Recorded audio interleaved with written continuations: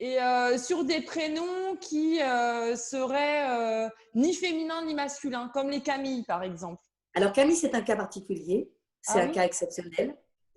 Camille, c'est un prénom qui indique que l'enfant, de toute façon, n'est pas dans le bon sexe. D'accord. Soit il est une fille, on voulait un garçon, soit c'est un garçon, on voulait une fille. C'est un prénom bizarre. C'est le prénom androgyne, c'est le prénom... c'est rare de donner un prénom à un enfant où être un garçon n'est pas le bon sexe. Sauf si on a 4 Ah! garçons, par exemple. Vous Ouais, voyez, ça, c'est l'injonction culturelle à la française. oui, bien sûr. Ouais.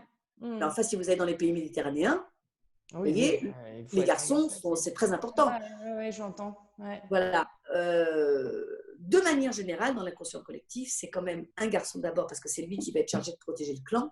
Et puis ensuite, on a les filles, éventuellement. Et puis, je vous rappelle quand même que dans notre culture, c'est l'homme qui donne le nom et qui perpétue le clan. Mmh. Quand l'homme, quand il n'y a pas de garçon dans un clan, Mmh. il y a plus de perpétuité.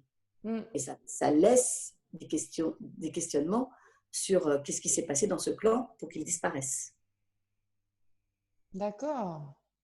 Mais en Voilà. fait, quand on est porteur d'un prénom qui se révèle pouvoir être chargé, j'allais dire entre guillemets négativement, parce qu'il y a cette question d'être nié dans son identité, en tout cas d'être, si je m'appelle Camille et que je suis une femme, et que je prends conscience à l'écoute de notre échange que j'ai été attendue dans l'autre sexe, quel que soit le discours tenu par mes parents.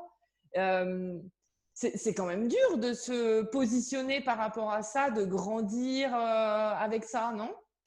Ben, C'est quoi c'est les outils inconscient. après?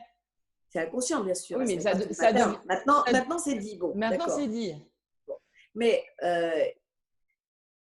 c'est pas forcément elle qui n'était pas attendue dans le bon sexe. Ça peut être aussi qu'au-dessus, il y a des traces d'homosexualité, par exemple, ou un Mmh. des deux parents ne correspond pas au sexe qu'attendaient les grands-parents.